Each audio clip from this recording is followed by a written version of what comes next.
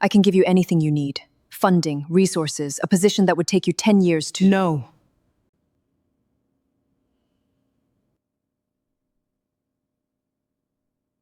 Use your hands on him, and I will make him yours. The cold hit her the moment she stepped into the car. Air conditioning set far below comfort. The kind of cold that was deliberately set to that level. Sina pressed her back against the seat. She set the surgical kit between her feet and felt its weight settle. Then she looked at the driver's hands. This driver's hands were loose on the wheel, relaxed. The hands of someone who made this exact drive many times and expected it to end the way it always ended. That told Sina something. Lagos moved past the window, the city thinning the further they drove. Street lights giving way to longer and longer stretches of dark.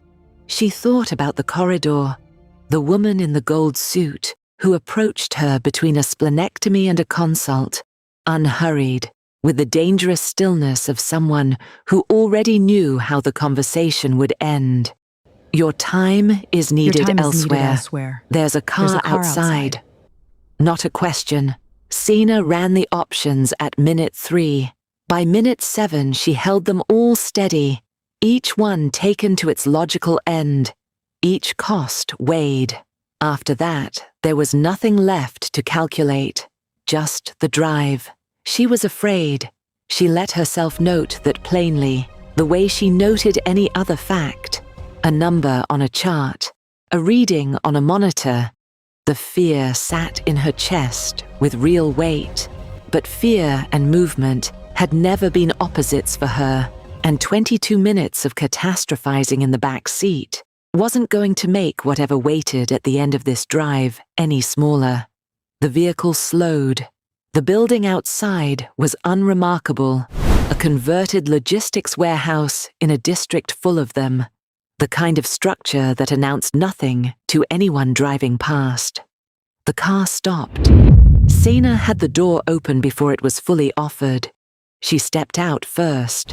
The woman in gold, who rode in front and said nothing for 22 minutes, turned and looked at her. Something in her expression was close to approval. Inside, someone imposed order on the space, not comfort, function. Portable lighting set exactly where it needed to be.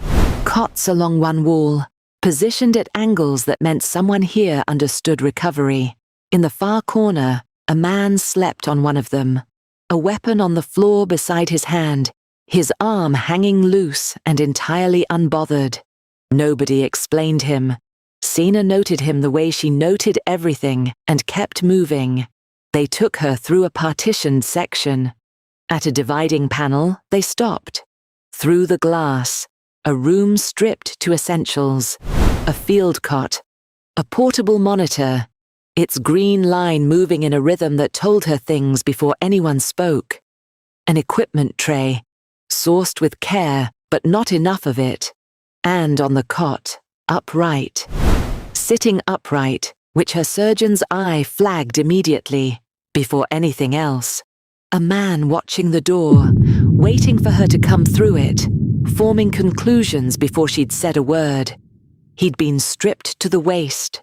A field dressing crossed his left torso at the mid-axillary line, already failing at the lower edge. Broad through the shoulders. Still. Not the stillness of someone resting. The stillness of someone who decided a while ago that stillness was the only form of control he had left. 17 hours since the injury, she'd been told in the corridor. Sitting up for most of them. The woman in gold stepped beside her. "My name is Jin Seon," she said. "That's my brother." She didn't soften the next part. "2 surgeons assessed him before you. Both declined. The fragmentation is too close to the chest wall. They said the risk of intervention outweighs the risk of leaving it." Something tightened, briefly, in her voice. "I need your hands." Then she made the offer. Not money, not protection. She offered him, wrapped in silk, delivered like a confidence, like a gift she was handing over with both hands. A man like Kyo-jin carries debts the way other men carry grudges, Seon said. Permanently, with every intention of settling them. If you do this, he'll know, not in a report, held personally, by him, as something owed. A pause, precisely placed. You should consider what it means to have a man of his gravity decide that everything he has is now in service of one debt. To you. The room held it. Sina set her kit down on the equipment tray. She did it carefully, deliberately, the way a woman sets something down when her hands are the most important professional instrument she owns, and she will not, under any circumstances, let them show what she's feeling. Then she spoke. She didn't raise her voice. She'd learned a long time ago that volume was for people whose words alone weren't enough to fill a room. You've taken everything I've built, she said. The training, the years, 3 countries, the very thing my hands can do that most people can't. She looked at Seon directly. And you've put it in a room and offered it a man, as its ceiling, as its natural destination, as if the correct response to me standing here is gratitude that someone powerful might look at me and decide I'm worth something. She let that sit for exactly as long as it needed to. I want you to hear what you just did, she said. Seon didn't move, didn't even flinch, didn't redirect, didn't soften her own posture by a single degree. She received every word, standing exactly as she'd been standing. When Sina finished, Seon said, I know, I've known for 3 years. That's exactly why I called you, no one else. The room held that, too. Sina looked at her for a long moment. She wondered what exactly she meant by knowing for 3 years. She filed it. Then she looked through the partition. Kyo-jin watched all of it. He didn't move once. He probably didn't hear the conversation, since the room seemed soundproofed. His face gave away almost nothing. Almost, because there was something underneath the nothing. Some quality of attention she filed without examining. She picked up her kit. She went in. If you're wondering why a woman who just refused to be offered as a reward walked through that door anyway, what Kyo-jin saw in her face when she came through it, that made him look at her exactly the way he did, and what Seon meant when she said, with 3 years of watching, that Sina was the only name she would ever call, stay with me. And if you're not already subscribed to this channel, do it now, because this story is only getting started, and the next part changes everything you think you understand about why Sina is really here. Because the danger in this story doesn't come from a bullet wound or a rival operation. It comes from an unusual kind of love, so carefully constructed, so absolute in its devotion, that it forgot to leave room for what the person it loves actually wants. And that kind of love, it turns out, can be the most dangerous thing in the room. She told him the procedure before she touched him. Specific, clinical. She didn't soften any of it, not the duration, not what his body would do, not what she'd need from him. Full sedation will drop your blood pressure past a point I can't manage at the same time as the procedure itself, she said. You'll need to stay conscious for most of 4 hours. Breathe to my count. Trust my hands completely. That last part isn't optional, he said. Will it work? I don't make promises about outcomes, she said. I make promises about effort. You'll get everything I have. He considered that. She watched him do it. The way he took information all the way in before responding. No noise filling the gap. Then he lay back. She began. The first hour 1, she counted aloud. Low, steady, 3, not an instruction, an anchor. 5. At minute 12, 6. his breathing found the count and held it. At minute 40, she stopped counting. He didn't need it anymore. She noted that.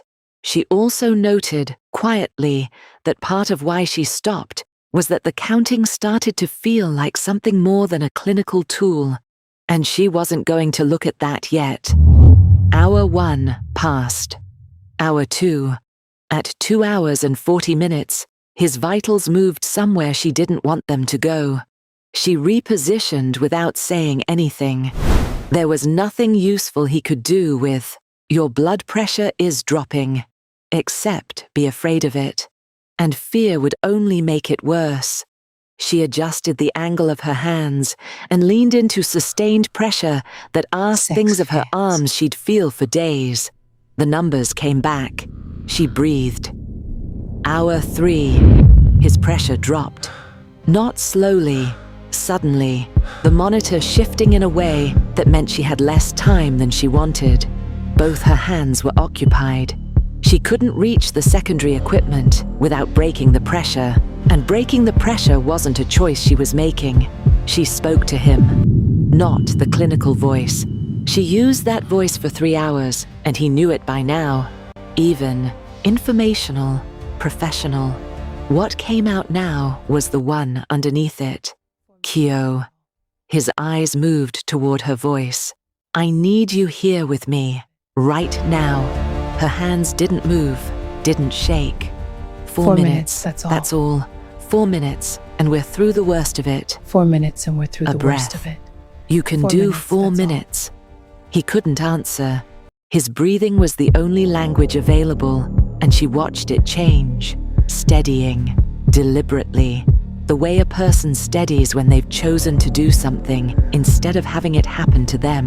He was listening. He was holding.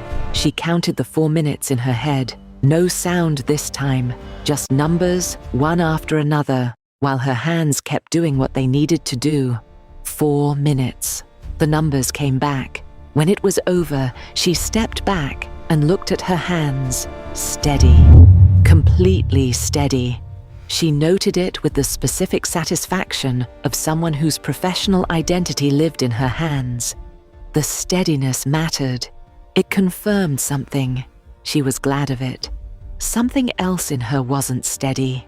She couldn't locate it exactly. She put it on the tray. She sat in the chair by the wall. She breathed. 3 minutes, alone, with the monitor settling into something ordinary behind her. Then she stood and went to find Seon. Seon wasn't in the corridor. Sena found her at the far end of the building, where the warehouse ended and a narrow exterior wall began. Her back was against the wall. Her palms were pressed flat against the surface behind her. The specific posture of someone holding themselves together with a hard surface. Her eyes were closed. She opened them when she heard footsteps. She read Sena's face in less than a second, the way someone reads a result they've been waiting tensely for. "Thank you," Seon said. 2 words. Sena heard thank you 1,000 times, from patients, from families, from administrators who didn't fully understand what they were thanking her for. This was different. This one carried 3 years behind it at least. Maybe longer. "He'll be difficult tomorrow," Sena said. "Don't let him stand before noon."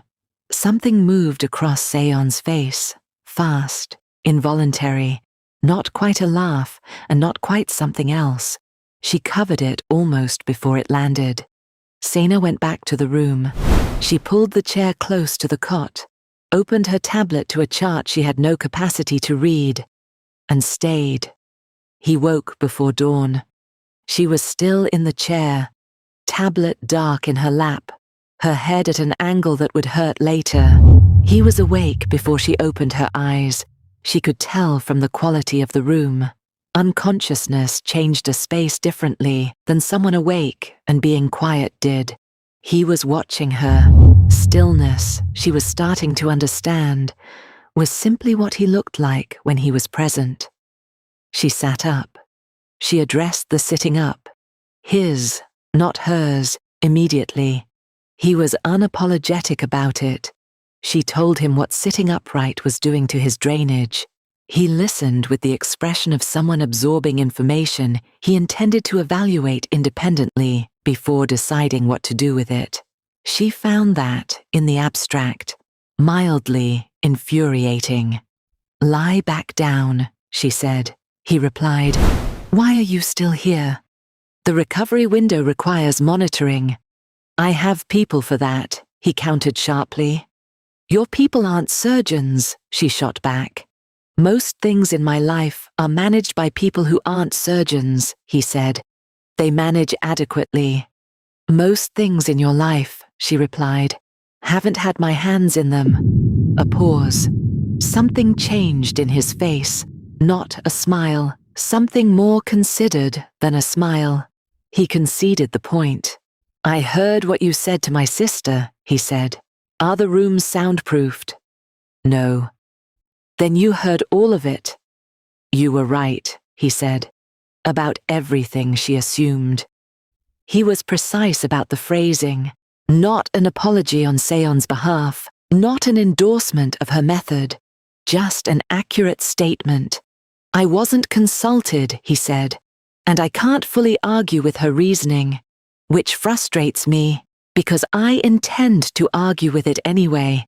The method isn't something I'm prepared to accept on the strength of a good outcome." "I didn't come here for anything she offered," Sina said. "I know." "How?" "Because you're still angry," he said. "If you'd wanted what she offered, the anger would have a different shape." She looked at him. A moment longer than clinical assessment required, she filed it. "Lie back down." This time, he did it without pausing. It wasn't a news alert, it was a message. Day 2, late. Sina was eating at the operations table. A plate someone had sourced from outside the compound, the kind of thing that tasted like real effort, when her phone lit up. A colleague from her professional network. The message asked, with careful casualness, whether she was currently consulting privately. It mentioned Kyo Jin's name. She set the plate down. She went to find Seon. Seon was awake. She always seemed to be awake, or perpetually prepared to be, which amounted to the same thing. She looked up when Sina walked in. She didn't look surprised. 3 rival operations are reading his absence as a window, Seon said, without preamble. A woman of your standing, international, credentialed, present, sends a specific message to the people watching. Not romantic, tactical. It says he isn't isolated, he isn't exposed, the people around him matter. A breath. It closes the window. For how long? Sina asked. 3 weeks. Sina looked at her. What happens to him if I leave tonight? Seon held her gaze. He'd have to respond from a position he isn't recovered enough to hold. The response would be the only kind available to him from that position. A pause. People would be hurt who wouldn't otherwise be hurt. I'm not telling you this to keep you here. I'm telling you because you're someone who makes decisions with full information. You deserve to have it. Sena was quiet for a moment. 3 weeks, she said. My terms. I won't perform anything I don't feel. I won't be staged or positioned beyond my own presence. And it ends cleanly, on my terms, when the 3 weeks are over. Agreed, Seon said. No hesitation. Sena found Kyo at the window. She cleared him to stand that afternoon, with conditions. He apparently interpreted, you may stand, as, you may stand at windows at 11 at night. She was going to address this. She filed it. She told him what happened. He listened without turning around until she finished. Then he turned. I want to be clear about something, he said. He said it with the weight of someone who decided to say something true and intended to say all of it. I won't have a woman managed into my proximity, not for strategy, not under any structure my sister builds, not for any reason that reduces you to a tactical element. He held her eyes. If you stay, it has to be a choice. Full information. No obligation underneath it. A beat. I'm finished with things that are arranged. I've been finished with that for a long time. I don't do performance, Sina said. If I'm here, it's because I decided to be. If that changes, I'll tell you directly. That's all I'm asking. They stood on opposite sides of a stripped warehouse room at 11 at night. No witnesses. Nothing dramatic about it. It was, nonetheless, the most important conversation either of them shared since she arrived. She didn't file it. She let it stay exactly where it landed. Day 9. Sina went down to the lower storage level for equipment she catalogued on arrival. IV supplies that needed rotating into the upper kit. The building stayed secured for 9 days without incident. She went alone.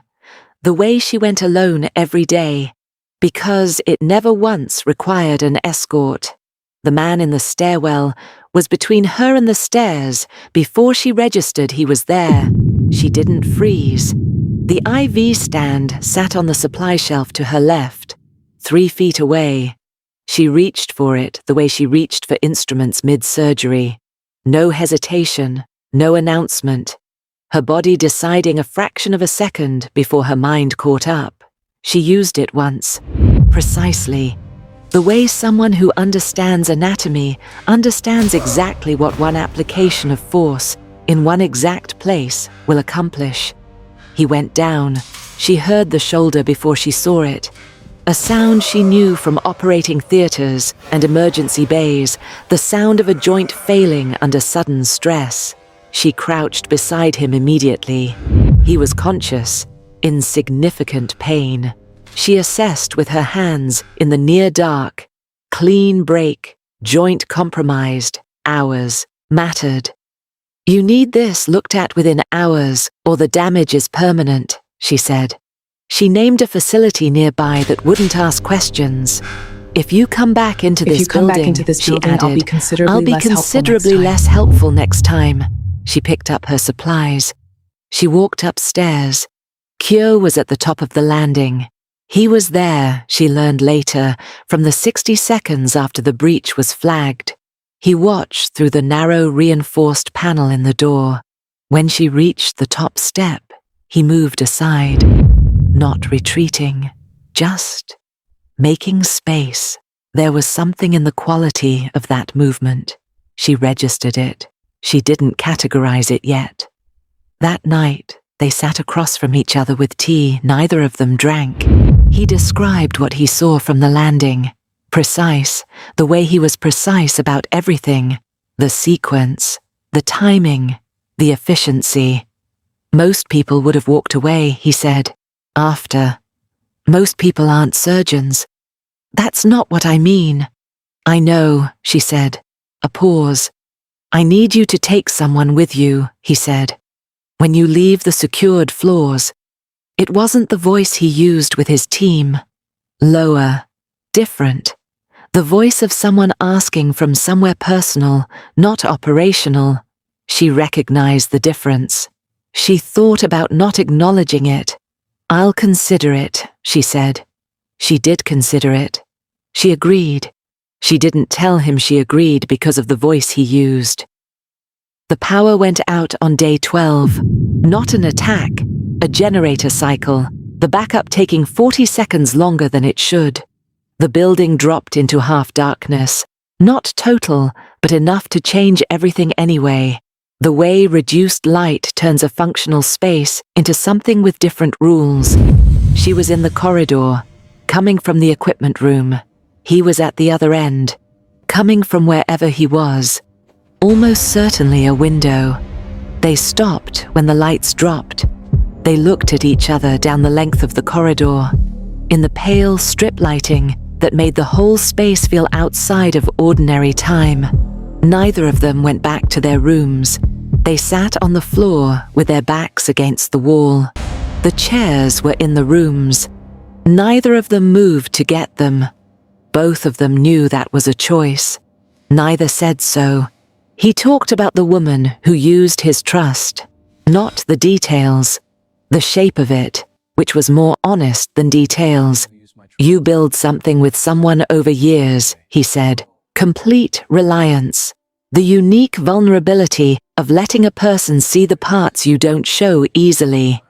And then you find out the reliance was being catalogued, that everything you gave was being held for a purpose. He was quiet for a moment. After that, you stop leading with instinct. You start leading with assessment. It's more efficient. Another pause. It's also lonelier than I let myself notice. I file things, Sina said. She never explained this to anyone. It never came up. Never relevant. It's not suppression, she continued. It's more like a surgical tray. Everything set aside, in order, held until there's time to address it properly. What's on the tray right now? She looked at him. Then she answered, more than usual. Is any of it about me? She didn't answer right away. The backup generator engaged. The corridor lights came back. Ordinary, fluorescent, turning the space back into a corridor. Neither of them moved. I told myself the reason I came back to your room that first morning was clinical, she said. I know. I wasn't entirely honest with myself. I know that too. She stood. She shifted into clinical language, the coat she could put on and take off, and told him where his recovery stood, what the next few days would require. He let her have it. At the door, she paused. She didn't turn around. I'm not counting down the 3 weeks, she said. She left before he could answer. He sat in the corridor a while longer. Then he sent his sister one message. Seon read it. She sat with it for a moment. She allowed herself nothing. Seon gave her the file on day 15.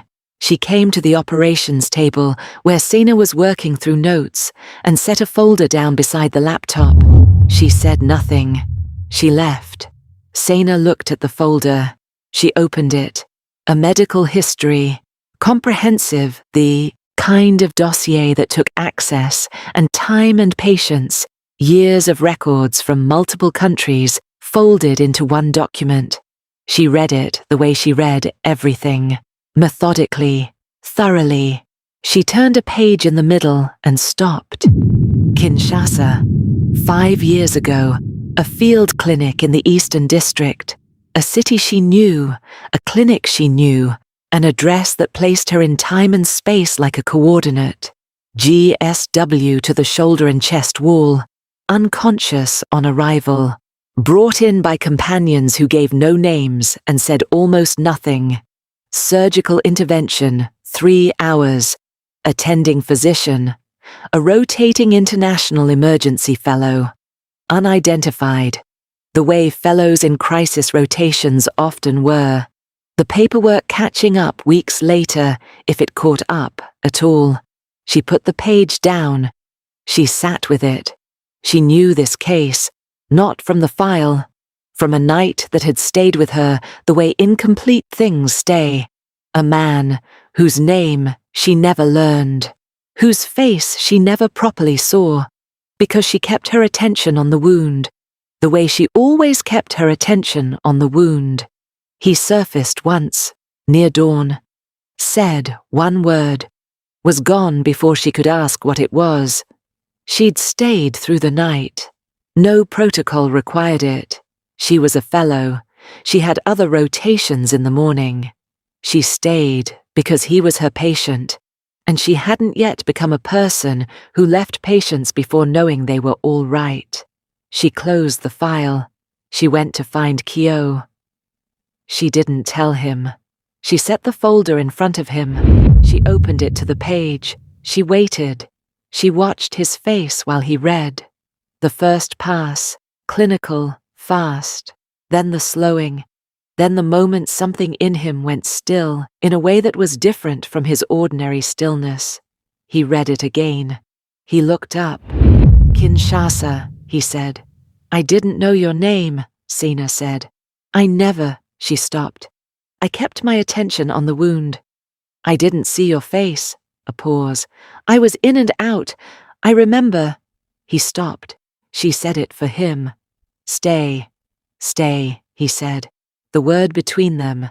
His word, said barely conscious, 5 years ago, in a field clinic with bad light and instruments that weren't enough, when a woman crouched beside him through a night he wasn't sure he would finish. Her word, said at hour 3 in a Lagos warehouse, when his pressure dropped and she needed him to hold on, and she said his name in her real voice and asked for 4 minutes. Neither of them knew they were returning something. Both of them answered something the other said, across 5 years and a continent, without knowing the other said it. Seon knew, Sana said. Seon always knows. How long? 3 years that I know of, probably longer. He was quiet for a moment. She pulled records from that clinic until she found a name. When your fellowship placed you in Lagos. He paused. She'd have considered it settled. That's how she thinks. She identifies the thing that should exist, and then she builds the conditions for it to exist. She's done this my whole life. Sana was quiet. Then, she was right about what she found. He looked at her. She was wrong about almost everything else, she said. Yes, he said. That's Seon exactly. He told her what Kinshasa had been in the years since. He wasn't dramatic about it. He was simply honest, the way he was honest about everything. He stopped trying to find it at some point, but he never stopped carrying it. The weight of a memory with no face, hands he never felt before or since. The quality of someone who stayed when nothing required it. He never knew what he was carrying. He just knew it was there. I thought about you, Sina said. After that night, sometimes I wondered. She didn't finish it. I made it, he said. I know, she said. Both times. Something moved through the room. Not dramatically, the way light changes when cloud cover shifts.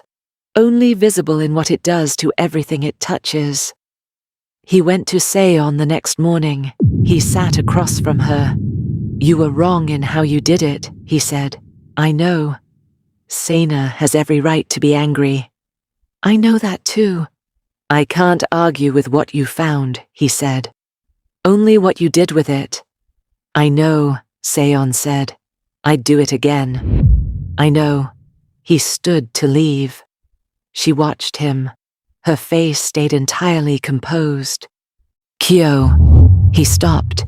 She said nothing else for a moment. Then, go. It wasn't a dismissal. He went. Seon sat alone with the composure she kept, and whatever it was composed over. She allowed herself nothing. There was work to be done. There was always work to be done. He found her on the hospital rooftop on day 18.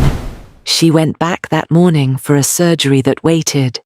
She arranged coverage, but this one was hers, and always was. He followed without asking. She heard him before she saw him. Footsteps on the access stairs, careful. The weight of someone not yet fully recovered managing themselves with care. She knew it was him before she turned. She stood at the ledge, coffee cooling in both hands, watching the city. Lagos in the morning was loud, layered, entirely itself. A city that didn't wait for anyone's comfort before being fully what it was. She always loved that about it. You shouldn't be moving freely yet, she said. He came to stand beside her. I know. They stood in silence. Below them, the city was fully awake. I want to say something without my sister's architecture underneath it, he said. She turned to look at him. He looked back. No strategy, no arrangement, just present, fully, the way he decided to be. He told her he spent 5 years with a memory that had no name. He knew what it was, the quality of it, the shape, without being able to locate it. A woman's hands in bad light, a voice counting him back from somewhere he was going. A word, said at dawn. He stopped looking for it. That wasn't the same as putting it down. He didn't put it down. He just stopped expecting to find it. And then she walked into a warehouse, furious at his sister, precise about everything, and said his name at hour 3 like it was the only real thing in the room. And the memory finally had a face. It was hers. It wasn't a surprise. It felt like something arriving at the place it always went. Maybe that was the only true thing about inevitability. Not that it couldn't have gone differently, but that it was always heading here. I'm not asking for anything arranged, he said. Not debts, not 3 weeks, not anything my sister concluded. He held her eyes. I'm asking if you want to know me. The version that exists outside the crisis. On your terms. Nothing underneath it, but what I actually want. Sina was quiet. Below them, Lagos kept being itself, loud and full and entirely unconcerned, with 2 people on a rooftop, trying to find their way through something true. I don't fall for men who live in crisis, she said. I know. Crisis logistics is a strange career for a man trying to be known. I'm aware of the irony, he said.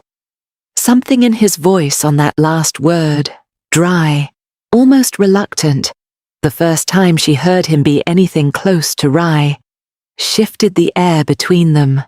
She felt her face do something before she could stop it. Not a smile. Something more interior than a smile.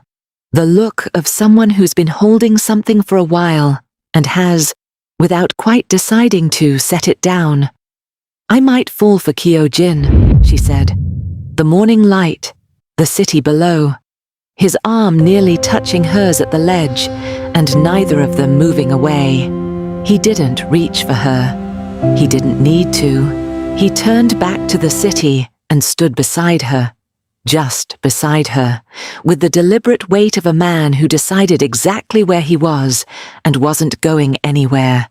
She stayed exactly where she was, and that was how they stood. In the early light, on a rooftop that belonged to neither of them, the city underneath, 3 weeks nearly finished, nothing arranged for what came after, just the 2 of them, standing beside each other, choosing it. 2 floors down, inside the stairwell door, Jin Seon stood with one hand on the handle she wasn't opening. Through the narrow wire-reinforced panel, she could see the rooftop. Not clearly, just well enough to see her brother's face in profile, the expression she hasn't seen on it in years, the one she spent 3 years working toward. Not manufacturing, she'd be clear about that if anyone ever asked. Refusing to let it be prevented. There was a difference. She was right about what she found. She was wrong about the method, and she'd hear that from both of them, and she'd accept it, because it was true, but was right about what she found. She turned from the door. She walked back down the stairs, quiet even, her face composed the way it was always composed. There was work to be done. There was always work to be done. Somewhere in the private interior nobody had access to, she allowed herself one small, certain, entirely her own moment of knowing. Then, she went back to work. There are love stories that arrive with announcement, the grand gesture, the declaration timed for an audience, the moment built to be remembered. They're satisfying in the way things built to be satisfying always are. There's nothing wrong with them. And then there's the other kind. The kind that happens in a corridor with no chairs, in the 40 seconds before a backup generator engages. In an operations room at 11 at night, where 2 people say no pretending and mean it like a founding document. In a stairwell, where a woman swings an IV stand and then crouches down anyway, because he was hurt, and that was enough. In a warehouse, at hour 3, when a voice says, I need you here, and means it in every sense at once. The kind where the real love story, the one underneath the crisis, underneath the arrangement, underneath all of Seon's architecture, turns out to have started 5 years earlier in a field clinic in Kinshasa, in bad light, with a woman alone in a room, with a man whose name she didn't know and whose face she never properly saw. And she stayed anyway, because he was her patient, because she didn't leave patients before she knew they'd be all right, because that was simply, without drama, who she was. She went in anyway. She stayed. That was always enough. If you felt something shift while you were watching this, if Sena and Kyo's journey hit something real, subscribe to this channel right now so you don't miss what comes next. This channel is where your unique stories live. We fully visualize all our stories because you deserve quality storytelling. That takes real work, but every subscribe you give is how you tell us to keep going. I want to hear from you in the comments. When Kyo said I'm finished with things that were arranged, and then stood on that rooftop and asked for exactly what he wanted, was that earned? Or is there still too much of Seon's architecture underneath it for it to feel fully his? Tell me where you land on that. I read every single one. Thank you for being here for this one. It carried some weight, and you stayed with it all the way to the end. That means more than I know how to say. Take care of yourselves. I'll see you in the next one. Bye.